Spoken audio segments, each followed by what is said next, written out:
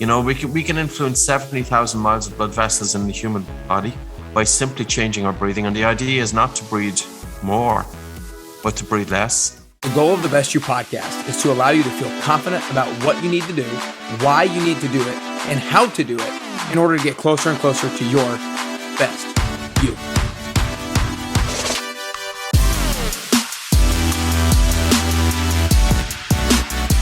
All right, what's up, everybody? Welcome back to Nick Carrier's Best You podcast. Today, I am super excited to be joined by the one and only Patrick McKeown. Patrick, I just want to start off by saying thanks so much for spending the time with me today. Yeah, of course, Nick. It's a pleasure.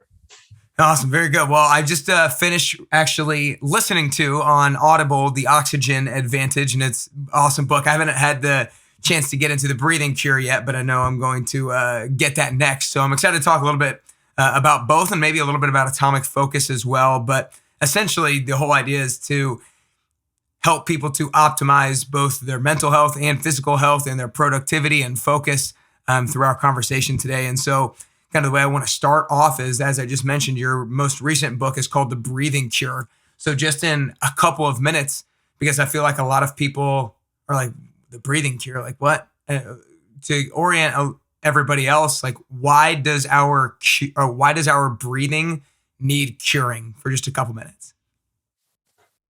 Yeah, Nick, I think breathing has had a very bad rap over the years. People, when you talk about breathing, their eyes glaze over. They usually think it's a load of nonsense.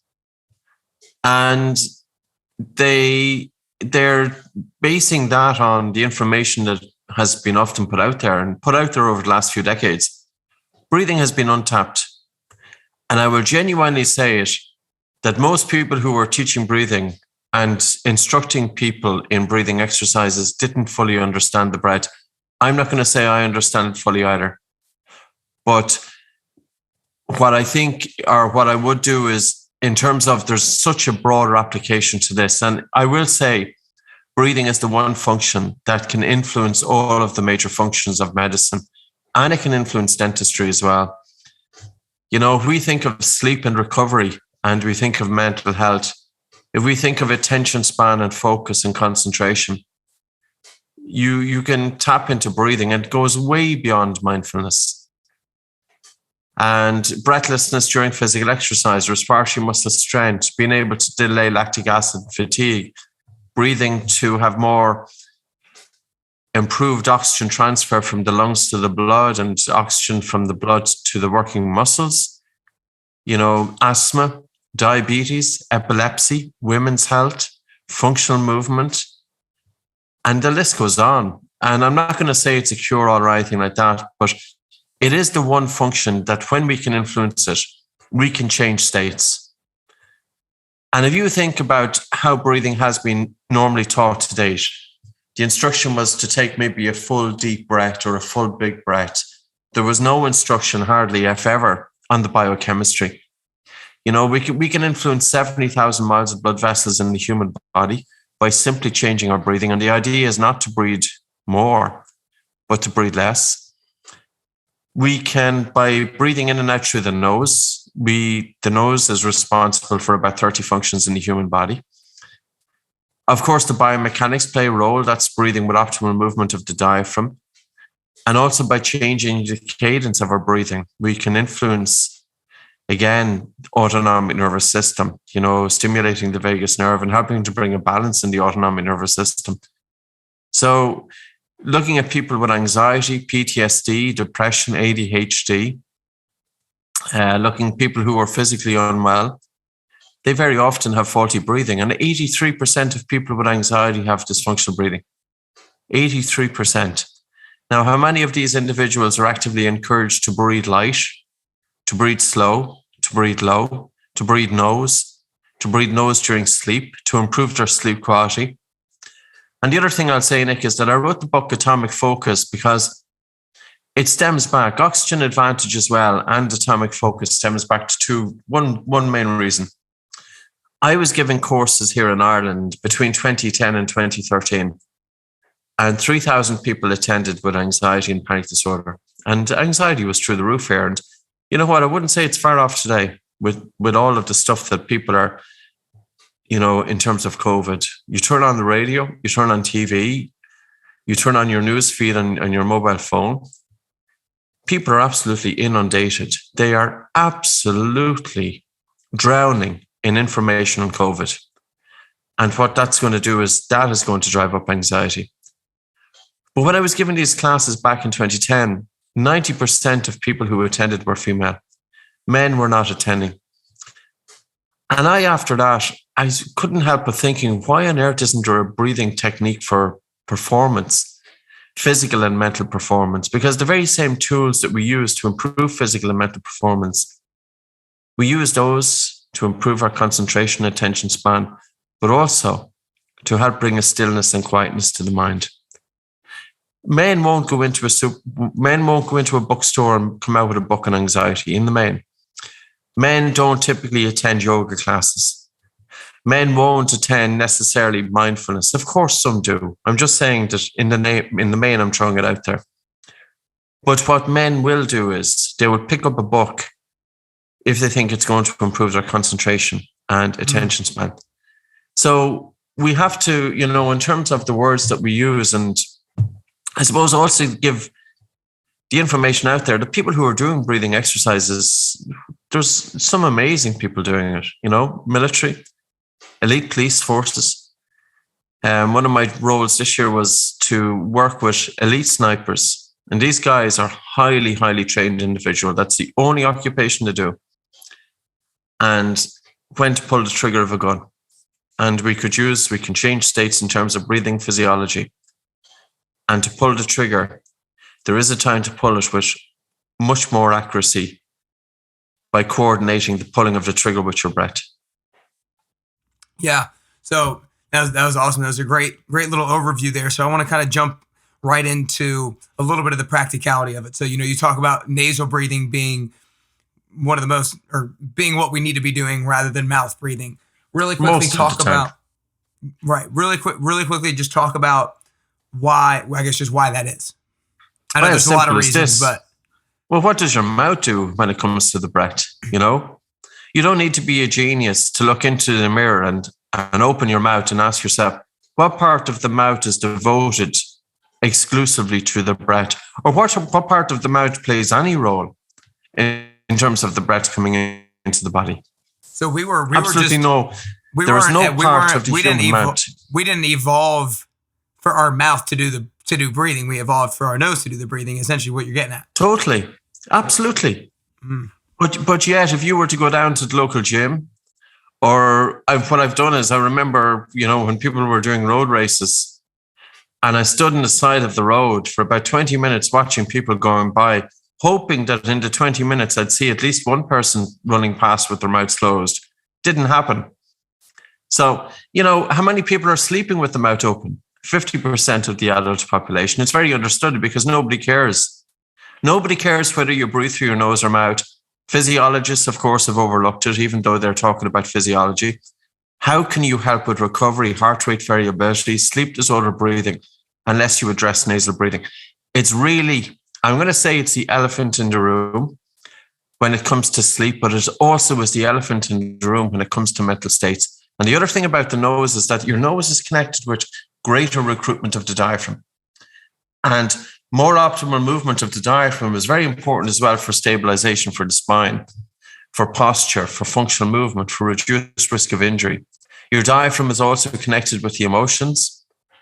The greatest concentration of blood is in the lower lobes of the lungs. And it's known since 1988 that when you breathe exclusively through your nose, that the pressure of oxygen in blood increases by 10%. 10%. And if you do physical exercise with your mouth closed, carbon dioxide increases in the blood because it's going to build up, because the nose is a smaller exit for carbon dioxide from the body than the mouth. And as a result, you're going to have higher carbon dioxide when you do physical exercise with the mouth closed. However, increased carbon dioxide assists with oxygen being released from the red blood cells to the working muscles. So say that one more time. Say that one more time for everybody. The role of carbon dioxide. Like since 1904, it's been recognized that carbon dioxide plays a role. And that role is that it is the key to unlock oxygen from the red blood cells to the working muscles. So basically, when there's an increase of carbon dioxide in the blood pH drops, and hemoglobin, which is the main carrier of oxygen in the blood, releases oxygen more readily to the working muscles. So it's kind of ironic because I remember 20 years ago when I came, 20 plus years ago now, I came across this. I always had cold hands and cold feet. And like I went into exams, Nick, stressed out because I was chronic mouth breather. I was a fast breather. I was an upper chest breather. I was a regular breather. My sleep was lousy. I left school at 14 years of age, never to go back to school again, ever. Now, just as, the way life kind of throws you a couple of curved balls here and then, I went back to school 1 year later. I was very driven. I was working 10 to 12 hours a day studying in order to get my grades. It could have been a lot easier. And if you think that society is demanding that we can concentrate and hold attention, but yet society is not giving children and adults the tools to deal with this. With nasal breathing, and it comes back to this in terms of anybody who's waking up with a dry mouth in the morning, they're not likely to wake up feeling refreshed. But there's also a myth out there that oxygen is good and carbon dioxide is bad, that the more air you breathe, the better. How many times do we hear it? Now, back in the day when I was doing exams, I remember going into an exam hall, and just before I was going to go into the exam hall, I took a walk to try and calm down. And I took these full big breaths, filled my lungs full of air. I only did it for about 2 or 3 minutes. I thought that the more oxygen I breathed, it would mean that I would get more oxygen and blood flow to the brain. I walked into the exam hall, I was all over the place. I was lightheaded, I couldn't focus, I couldn't concentrate, and I remember trying to get myself together. Now, why is there an idea out there about the more air you breathe, the better? Because it is simply not true. And all anybody has to do is Google Bohr effect, BOHR, Google the oxygen dissociation curve. And the other question I'm going to put out is this: how many people are instructing their clients in breathing techniques and deliberately instructing them to take full big breaths, as much air into the lungs as possible? And the instructor is telling their clients that this is going to oxygenate their body better. I think the instructor really needs to start breaking down what's happening here in terms of physiology. Now, of course, the question is going to come up, well, what if I do short-term hyperventilation? What if I breathe hard for 20 or 30 breaths and then I do a few breath holds? That's a stressor. But that's not how you should be breathing every day. And to realize that as you breathe hard, yes, it will increase the PO2 in the blood, but it won't increase the saturation of your hemoglobin with oxygen, because your hemoglobin is already almost fully saturated with normal breathing. But what the hard breathing does, it gets rid of a lot of carbon dioxide from the blood through the lungs. And carbon dioxide is not just that waste gas. As you're losing carbon dioxide, your blood vessels are constricting. There's a left shift of the oxyhemoglobin dissociation curve. And it is a stressor. And it's a stressor to cause adaptations. But there is a point at which a good stress becomes a bad stress. There is a point that stressing the body and mind is not going to be suitable for everybody. And we can't just think about stressing the body and mind. We have to think about recovery. We have to think about sleep. And we have to think, how can we deal with stress, better deal with stress with functional breathing, and how to assess functional breathing? I'd say go back to basics. If anybody was to ask me, well, should I be doing hyperventilation and breath holding? I says, yes, go and do it. However, don't do it until you get your basics right. And your basics right is breathing in and out through the nose during rest, during sleep, and during physical exercise. Get your sleep right. And then to realize that your breathing has got 3 dimensions. You've got a biochemical dimension, which is based on carbon dioxide tolerance. And very simply, I would instruct the person, start really slowing down the speed of the breath coming into your nose. Breathe so softly, almost that you feel hardly any air. And then have a really relaxed and a slow and a gentle breath out. And a very soft, gentle breath coming into your nose. And a really relaxed and a slow and a gentle breath out. And as you do that, breathe less air to the point that you have an air hunger. Air hunger will tell you that carbon dioxide is increased in the blood. And expose your body to that air hunger for a brief period of time, just for 2 or 3 minutes. Check the saliva in the mouth. Has it improved? Check also if you're feeling drowsy. Check the temperature of your hands, because you can change your physiology by changing your breathing, and all it takes is about 3 to 4 minutes. I would like to see people understanding the breath, and instead of practicing breathing more, why don't you practice breathing less for a few minutes? And ask yourself, can you influence your blood circulation in those few minutes? Now, if you can influence the temperature of your fingers in 3 or 4 minutes, you're not just influencing the blood vessels in the hands, you're influencing the blood vessels throughout the body, including the blood vessels to the heart and to the brain. And another aspect is that when you have increased watery saliva in the mouth, you know that the body is prepared for the digestion of food, that we have activated the body's relaxation response.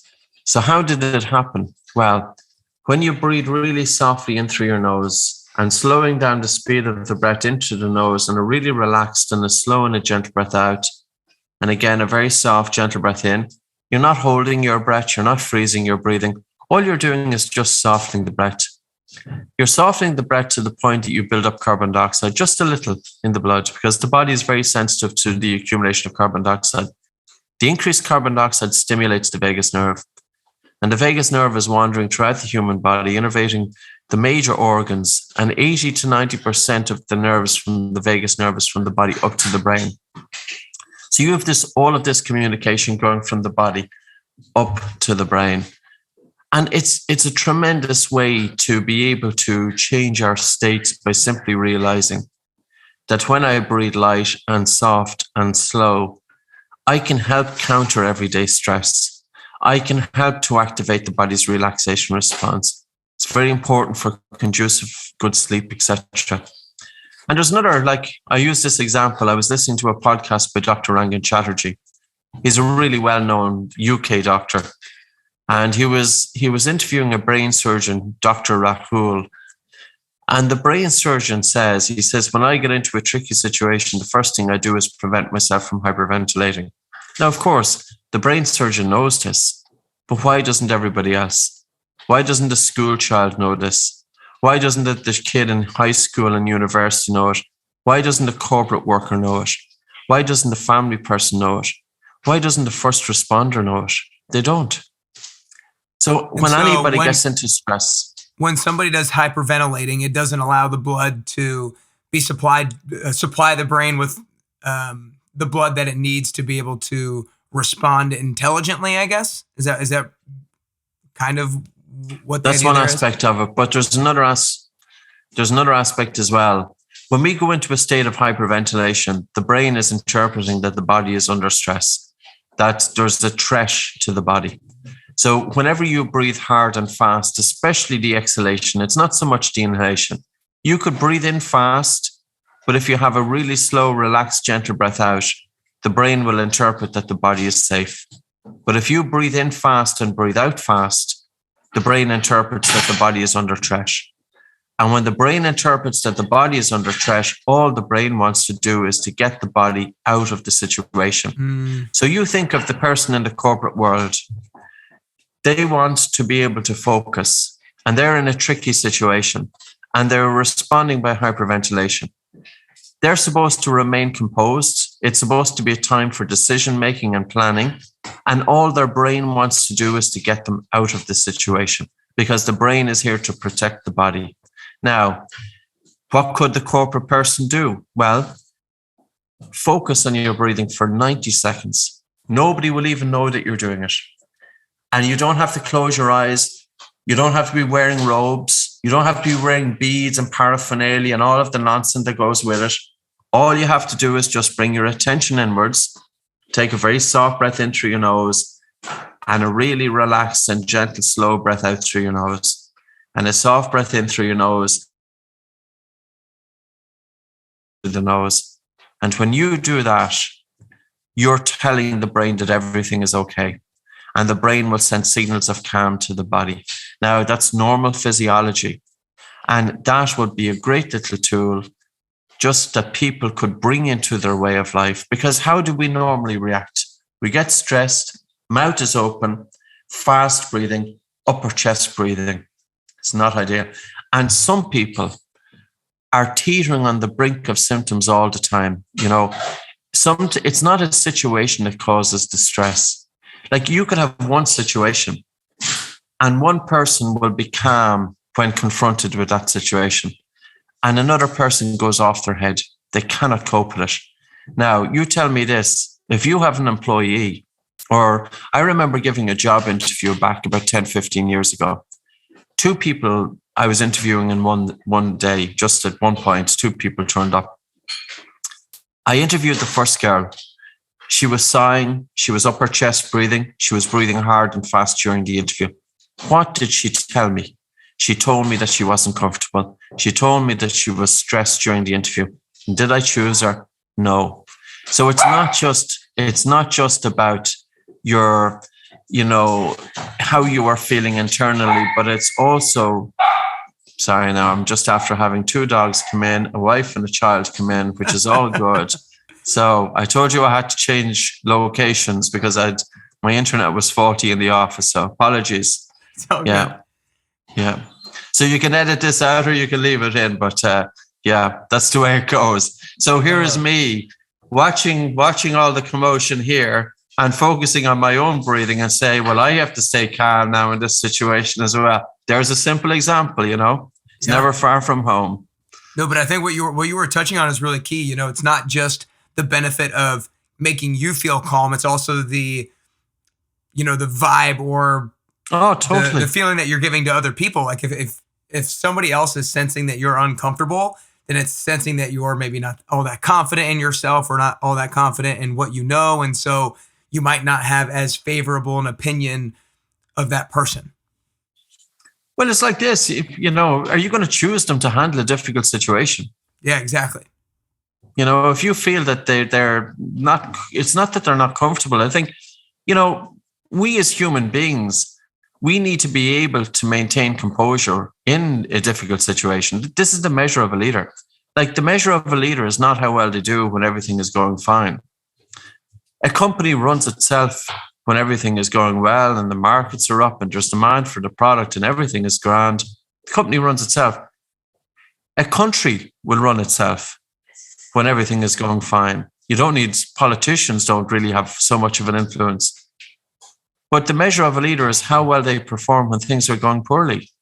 A pilot doesn't necessarily have to do much intervention flying a plane because very often it's autopilot, etc.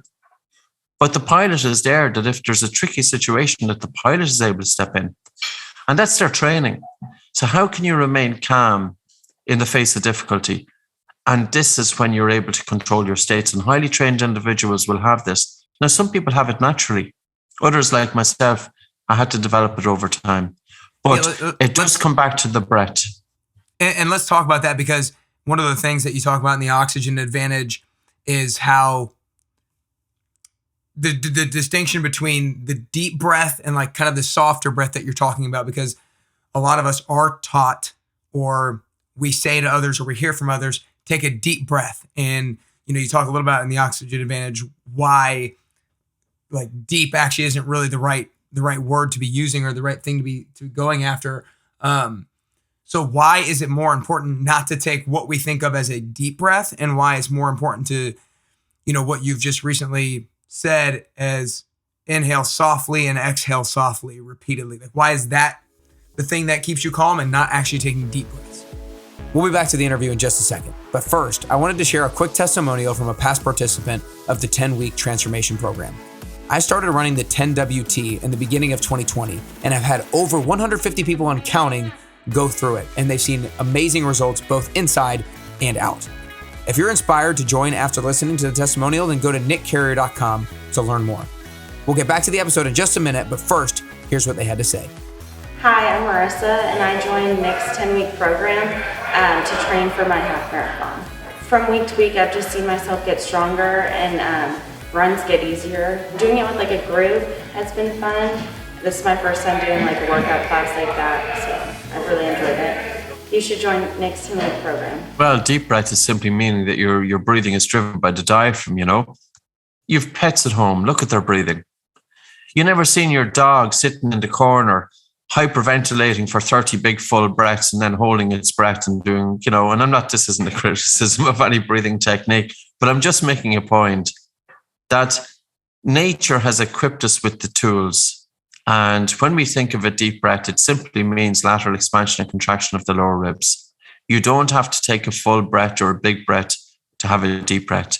Very often people, when they take a deep breath, they take a big breath, but they take a shallow breath. And a big and shallow breath is fight or flight.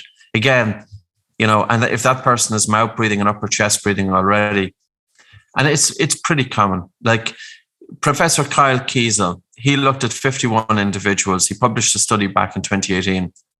And of the 51 individuals, average age of 27 years of age, only 5 of them had normal breathing. 5 out of 51. Now, I'm not going to say that 90% of the population have dysfunctional breathing. No, but that was his study. That was his result. I would think it's probably about 20 to 30%. But it comes back to this, Nick. For people, just have your hands either side of your lower ribs. And as you breathe in, breathe so softly that you feel the lower ribs gently moving out. And as you breathe out, you feel the lower ribs gently moving in. And as you breathe in, you're feeling the lower ribs gently move out. And as you breathe out, you're feeling the lower ribs gently move in. That's a deep breath in the true sense of the word. Now, if you look down at your chest and you take a breath in through the mouth, when you breathe through your mouth, what part of the body is engaged? So look down at your chest and you'll see that mouth breathing is engaging the upper chest. So even in terms of the concentration of blood in the lungs, the greatest concentration of blood is not at the top, it's not at the apex. The greatest concentration of blood in the human lungs, because of gravity, is in the lower lobes. So if you breathe through your nose, you tend to take the air into the lower regions of the lungs, but also nasal breathing. You harness the gas nitric oxide. And nitric oxide, it helps to redistribute the blood throughout the lungs. And this is why, or at least this is one of the reasons why the gas exchange improves with nasal breathing versus mouth breathing. Now, if we think then mental health issues, and if I look at somebody coming into me with anxiety and panic disorder, what do I typically see? I see a little bit faster breathing. It's not that they're having a panic attack in front of me. All it has to be is that the respiratory rate is a little bit faster and the tidal volume, which is the depth of their breathing, a little bit harder or deeper than what it should be, and upper chest breathing. And that breathing pattern is going to keep them stuck in an increased sympathetic drive. Now, can you imagine all of the people with anxiety and panic disorder and PTSD? They've got poor sleep. As I said, between 75 to 83% of them have dysfunctional breathing. Why is it not being addressed? And the other thing that I'm going to say is mindfulness is not going to work for this group of people, because if your physiology is in that increased sympathetic drive, and if you are having lousy sleep, I would say, what is the foundation in terms of the hierarchy of needs for the human being, the Western modern individual?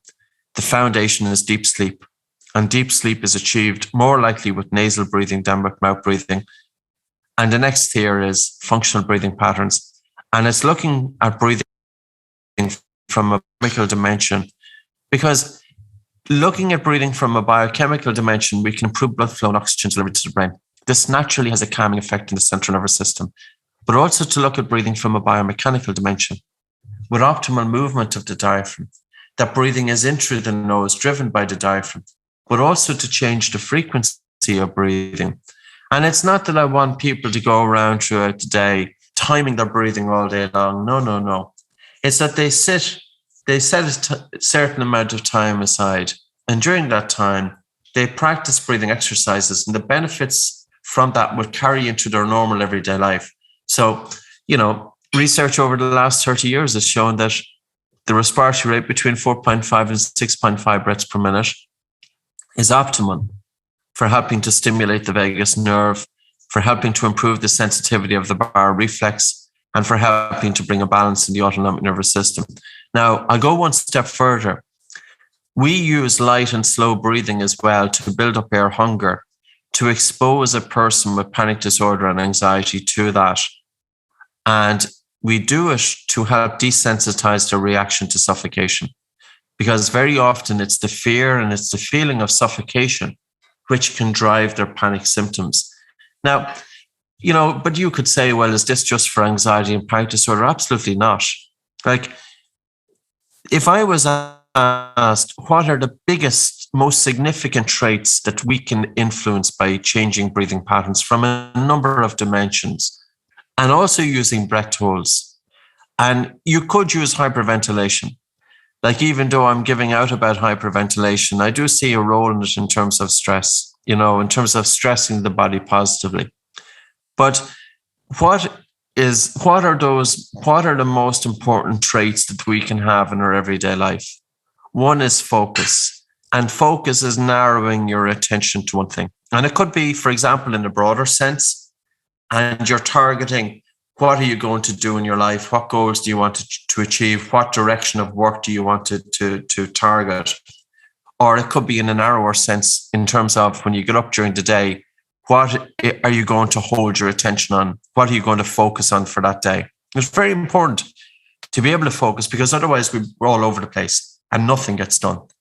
The next aspect is concentration. And concentration is your ability to hold your attention on that one thing. And attention span is the length of time that you can hold your attention on that one thing. Now, how many kids are in school, and how many people in the corporate world and in the sports world, they can't hold their attention on doing what they are doing? And you could have a kid in school, as I was, looking at the page of a book. You're looking at the page with your eyes directed towards the page, but you're so stuck in your head that your attention isn't on the page. Now, is there anything productive in that? Absolutely not. So, oftentimes people are simply going through the motions. They are going through the motions and they haven't got the capacity to direct their attention to where they want to put it upon.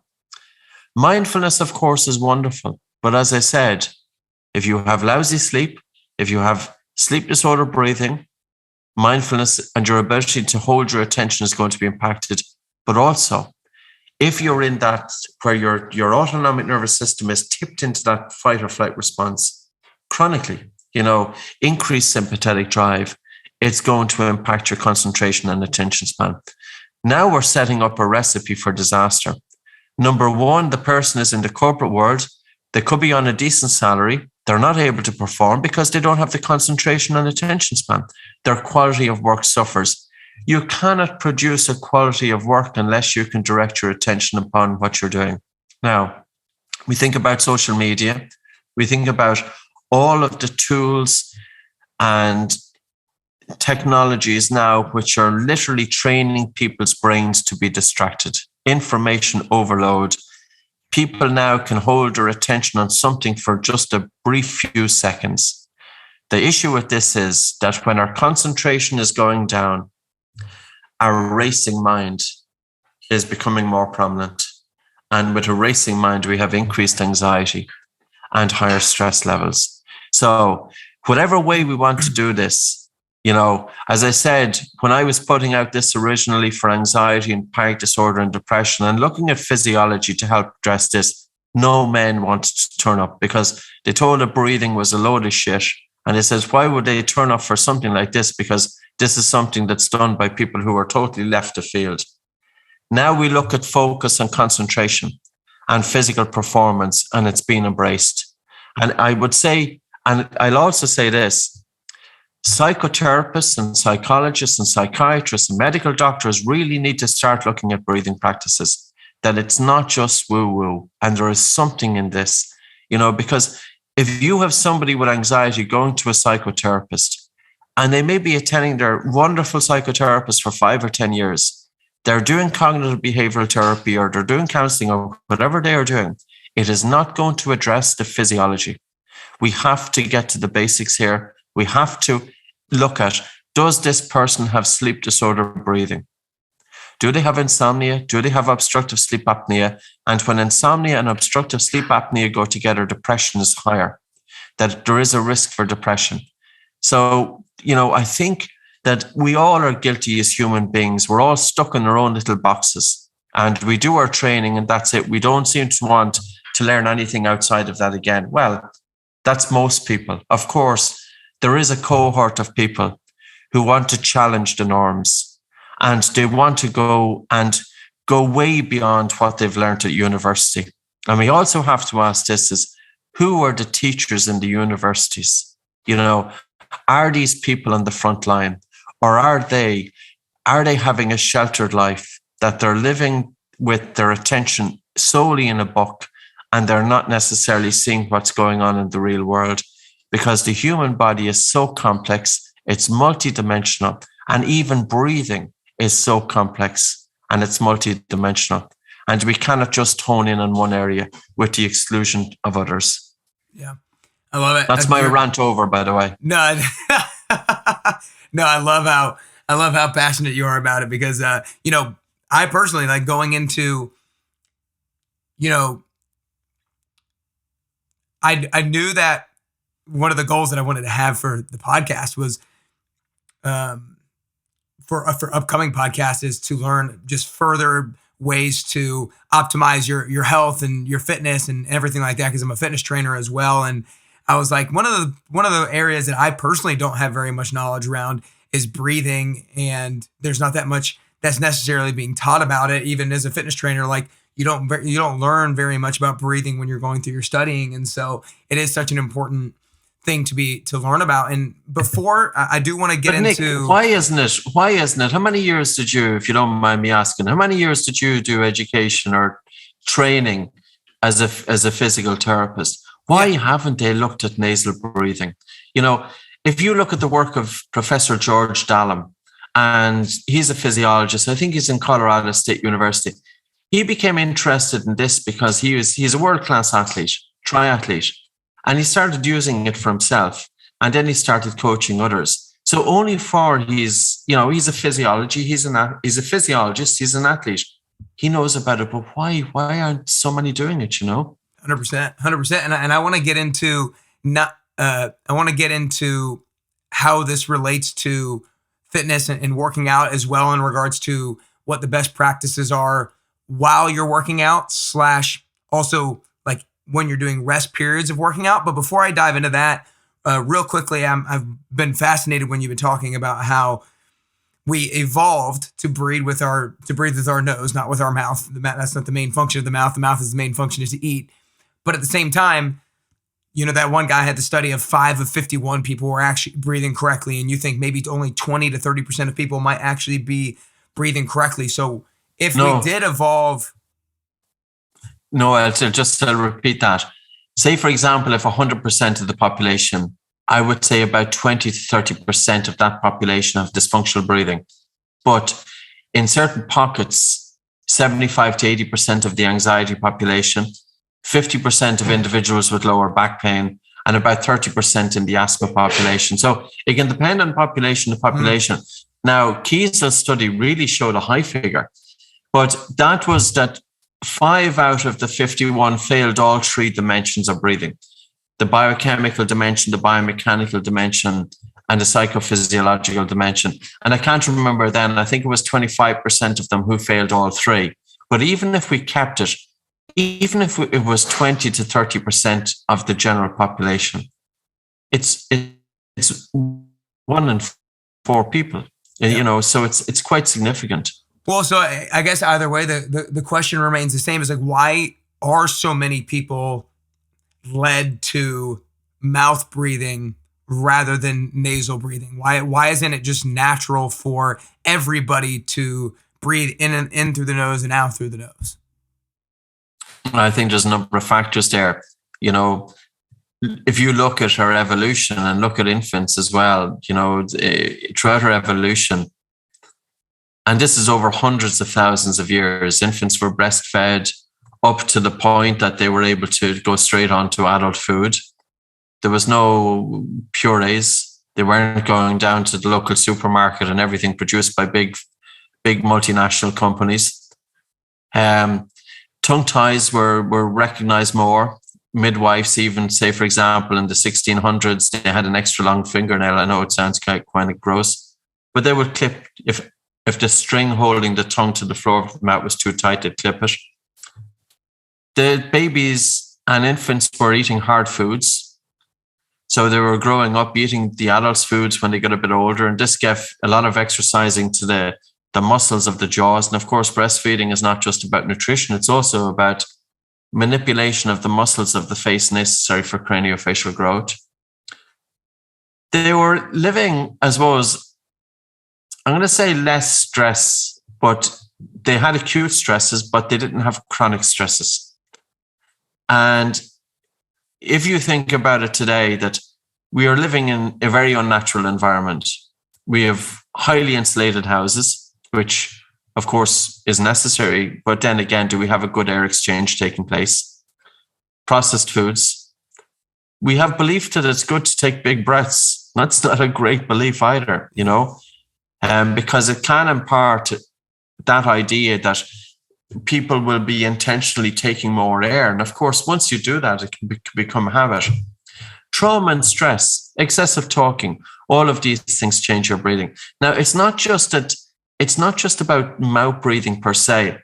Like I'll give you, we published a post on Instagram looking at, the post was written by a physiologist looking at a professional soccer player who died recently of a heart attack. And the professional soccer player the physiologist asked the question, could this have been caused by mouth breathing? Now, probably would have been more fair to say, was this caused or contributed to by chronic hyperventilation? And he looked at whatever photographs he could find of the professional soccer player. And he was finding that as a child, the player had the mouth open. And he put it out there just as a hypothesis. You'll see a chapter anyway in the Oxygen Advantage book. It drew a lot of criticism.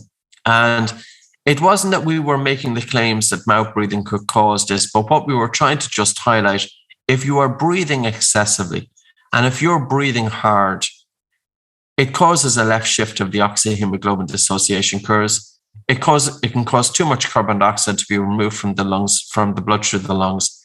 This in turn is going to reduce oxygen and blood flow to the heart.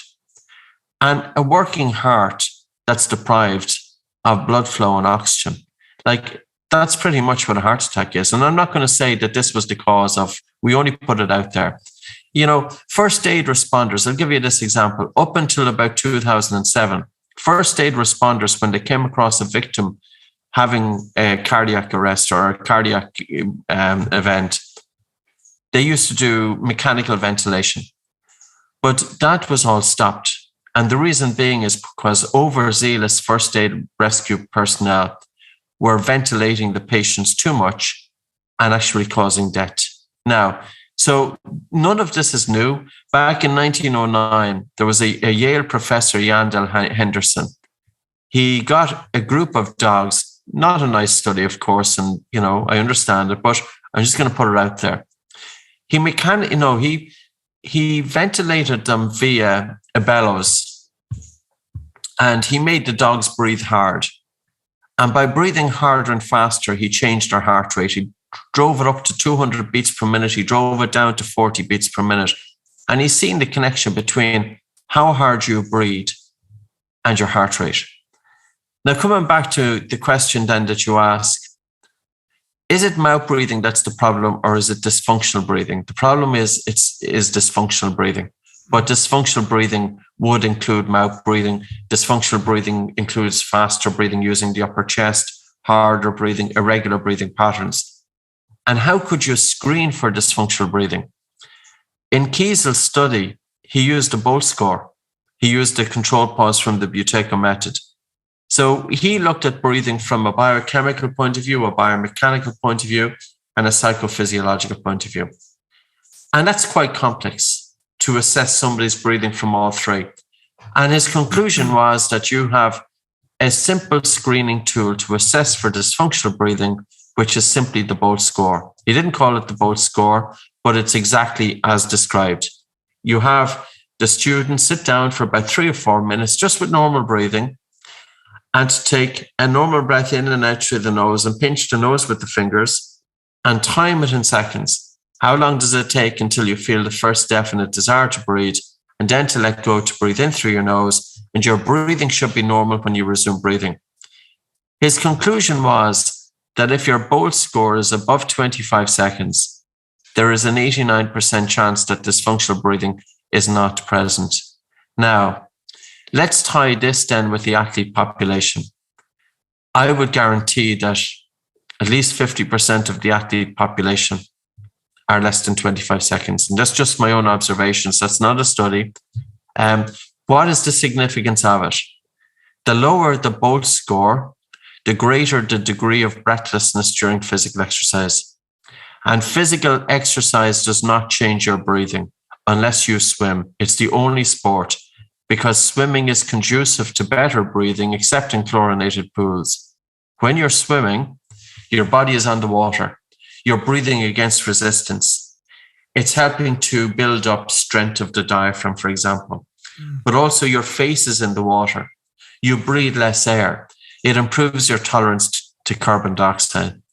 So anybody who's listening who does physical exercise, if you notice that your breathing is a little bit harder and faster during exercise in comparison to your peers, it's not necessarily your conditioning that is the issue. It could be your breathing. And if you improve your everyday breathing, because it's your everyday breathing that determines how you breathe during physical exercise. Now, who are the people who would experience this more than others? People with asthma, people with childhood asthma, even if they grew out of asthma, people who are prone to chest infections and head colds. Women, their breathing is fundamentally different than that of men, known since 1905 because of the menstrual cycle. And women with the greatest symptoms of PMS have the greatest sensitivity to the gas carbon dioxide. Who else? Anxiety, people with panic disorder, people with trauma. So there are groups of the population, and you'll have these individuals, and no matter how hard and fast no matter how much work they do in terms of physical training, they just feel that something is holding them back and they tend to plateau. Now, here is the question. How many people do physical training as a means to help alleviate anxiety? And I would say a lot of people will run as a means to help with their mental health. That category is more likely to have dysfunctional breathing. It's not just enough for a physical trainer to focus on the individual's health and welfare in the gym. We also need to be looking at it. How is the person sleeping? How are they breathing during sleep? And how are they breathing during the day? And I think, it's just looking at the overall perspective. But, I suppose like the Oxygen Advantage was bringing together breathing from a number of different dimensions. Now that book now is 5 years old. And the vast majority of the information would still stand today. Of course, there's been a few extra clinical trials, but in the main, the information is still topical, and the book still does well, which is great. I'm thankful for that. Now we're getting down here on time. Do you have time for a couple more quick questions? Sure. Okay, great. Yes. So one of the things that I don't even know if I was ever taught it, I just feel like I heard it a lot, was especially when you're exercising, was breathe in through your nose and out through your mouth. And so tell me why that is either wrong / suboptimal.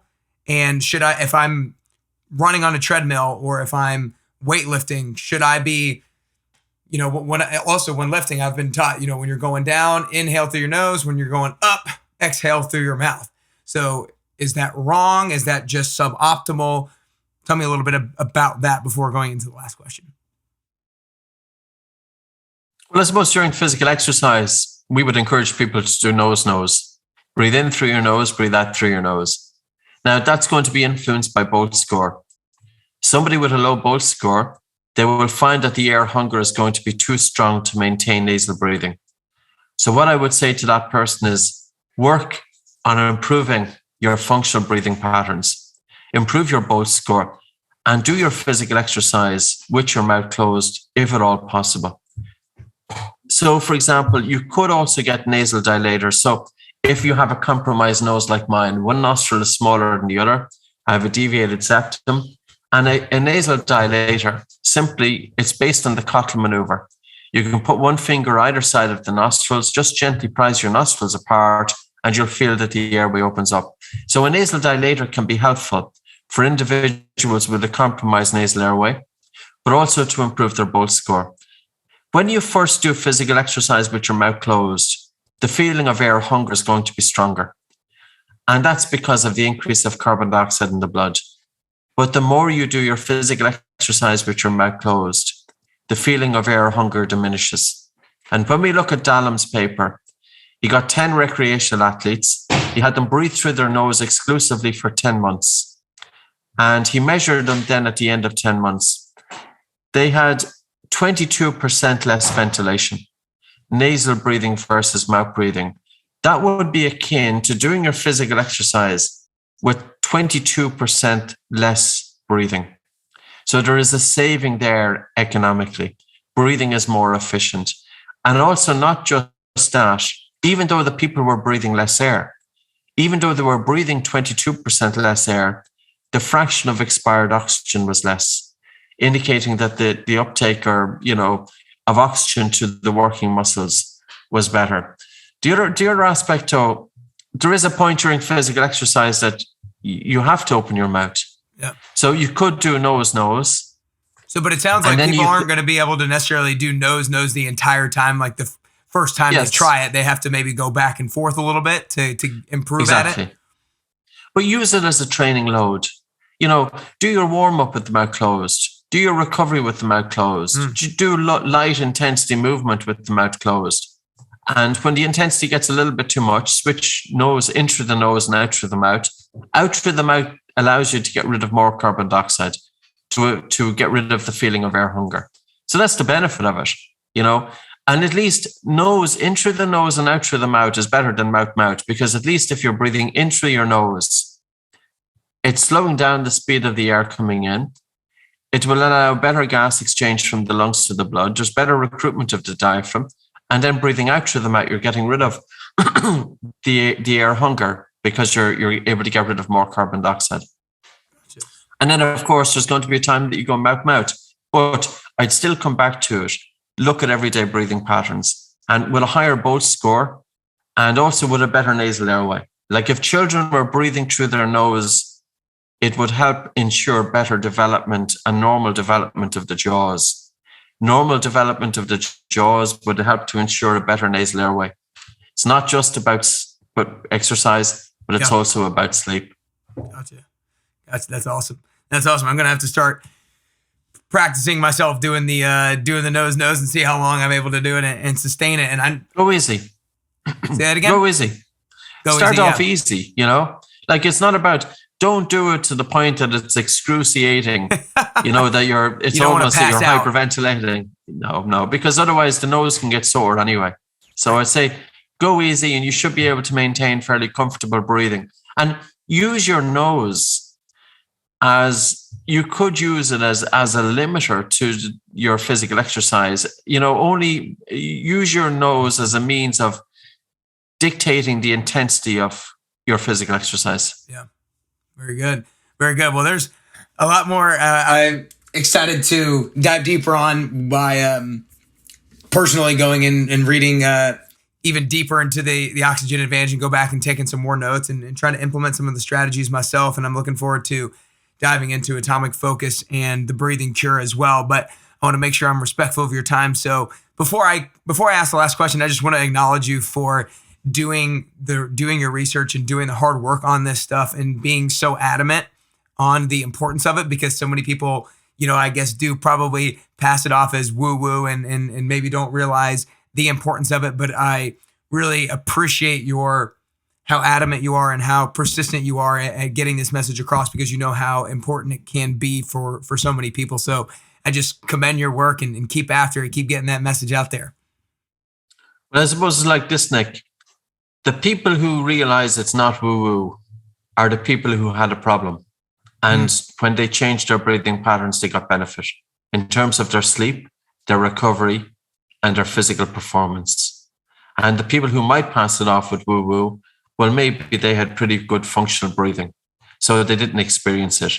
But although they didn't experience it, it doesn't mean that 25 to 30% of the students coming into them could benefit from it.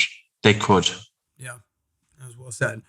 Well said. Well, I know people are going to want to go learn more about it. I know a lot of people who listen to my podcast and are very goal-oriented and fitness-focused people, so they're going to want to go learn more about it. So make sure you guys go follow them on Instagram at Oxygen Advantage. You can also go to oxygenadvantage.com. And like we've already talked about, he's got Oxygen Advantage book, which he wrote about 5 years ago, and then more recent books, Atomic Focus and The Breathing Cure.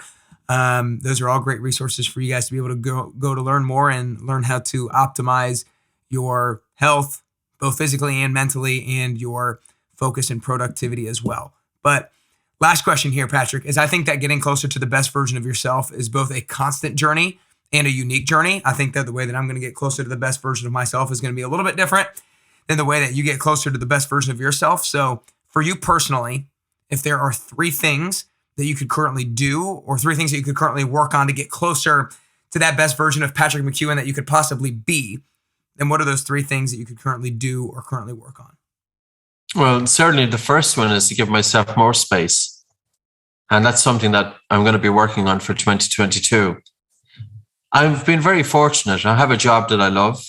I have a job that is very rewarding, and it has been able to provide me with a lovely livelihood over the last 25 years or so. So it's very fortunate. In the last few years, it has built up. It's become extremely busy. We have about 1,000 instructors across 50 countries. It has been very demanding on time.